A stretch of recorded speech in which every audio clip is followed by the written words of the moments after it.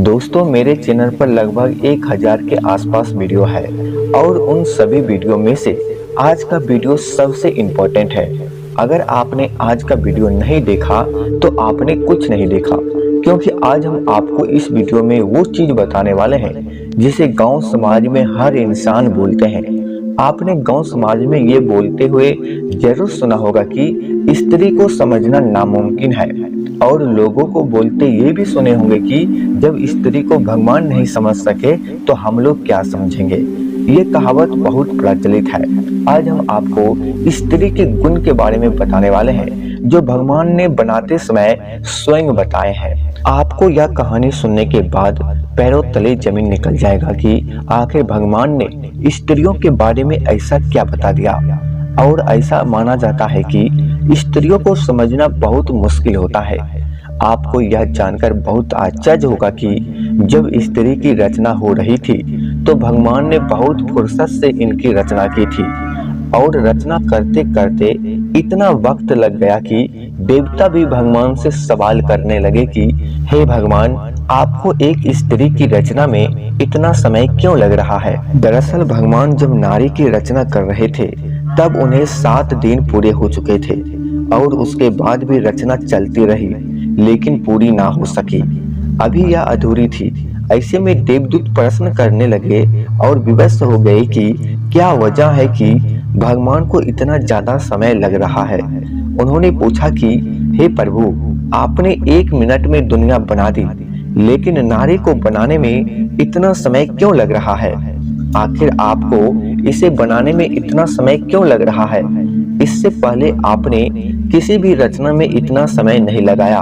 तब भगवान ने देवदूत को उत्तर दिया कि देवदूत, क्या तुमने इसके गुण देखे हैं जिसकी मैं रचना कर रहा हूँ। ये मेरी वह रचना है जो हर हालात में डटी रहती है। हालात चाहे कुछ भी हो, अच्छा हो या बुरा हो, कभी भी ये डगमगाती नहीं है। हमेशा हर परिस्थिति में संभाले रखती है। फिर स्थिति चाहे कैसी भी हो, कितनी भी भयानक क्यों ना हो, सबको खुश रखती है। इसमें इतने गुण है कि यह अपने परिवार और बच्चों को एक समान प्यार करती है। जिस नारी की रचना में इतना वक्त लग रहा है वह न केवल अपना ध्यान बल्कि बीमार रहने के बावजूद घंटों कार्य करने की क्षमता रखती है। तो देवदूत, तुम ही बताओ कि जिस नारी में मैं रचना कर रहा हूँ उसमें इतना समय लगना चाहिए कि नहीं।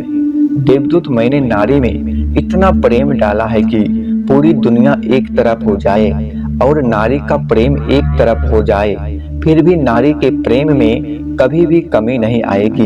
देवदूत ने जब भगवान की इन सब बातों को सुना तो हैरान रह गए और भगवान से पूछने लगे कि क्या ये केवल अपने 2 हाथों के द्वारा इतना सब कुछ कर सकती है।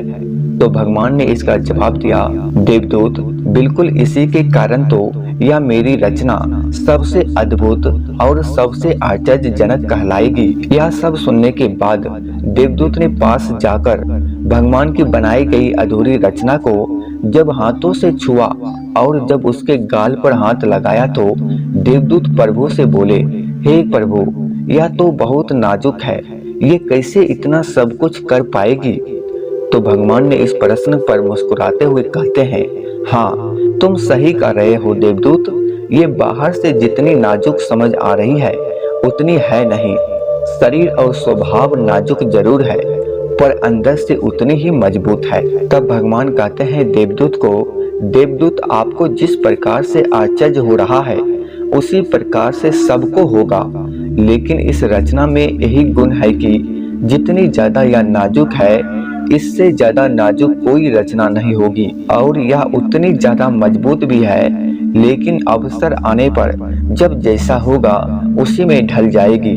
अर्थात यह कोमल है, लेकिन इसे कमजोर समझने की गलती मत करना। यह जितनी कोमल दिखती है उतनी कमजोर है नहीं। देवदूत यह जानकर बहुत हैरान हो गए और वहां से चले गए।